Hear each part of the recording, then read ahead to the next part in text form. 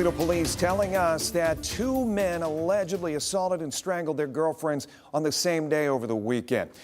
Albert Alderman, who you see right behind me, his girlfriend was found unresponsive in a West Toledo home, and her death was ruled a homicide. Alderman was later shot and killed by Toledo police. Not long after that, David Lewis was charged with felony assault after choking his live-in girlfriend and is now at the Lucas County Jail.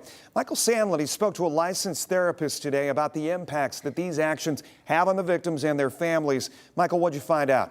Jeff, licensed therapist Erin Wiley told me violent episodes like these are the very reason she doesn't watch the news. She says people in her profession know that these kinds of violent acts have repercussions beyond just the initial act that can often last a lifetime.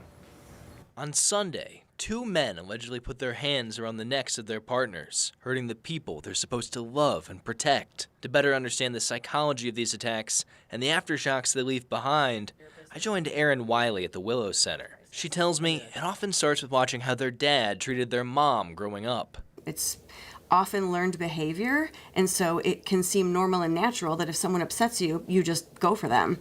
Unfortunately, in some situations, it ends up deadly. Which is what happened in Sunday's first incident. Both the victim, 29-year-old Kelsey Barnier, and the suspected culprit, 33-year-old Albert Alderman, are now dead.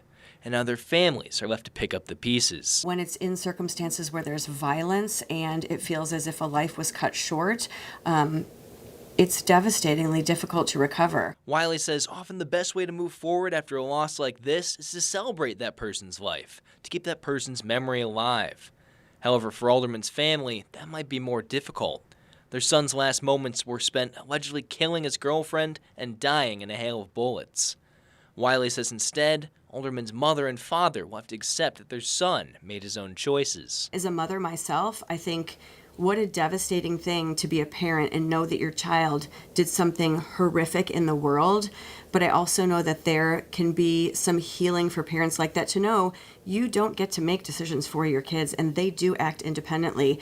Meanwhile, Wiley says the trauma from Sunday's second incident is more direct, even though the victim survived. We don't know the details of the relationship between David Lewis and his girlfriend. Even her name is censored on the civil complaint. But we do know that the pair lived together. And Sunday night, Lewis attempted to strangle her, breaking that trust forever. It's super scary when someone you really care about tries to hurt you. And I think it's really confusing to your brain because when you're in a romantic relationship, that's the person typically you trust more than anyone in the world. And so when a relationship like that turns violent, it's very confusing. Unfortunately, Wiley says it's likely none of the people involved in these cases, the victim, the parents, anyone, will ever have a full recovery because these kinds of incidents stay in people's minds forever. But Wiley says with a strong support group and therapy, the victims can move forward. In studio, I'm Michael Sandlin for WTOL.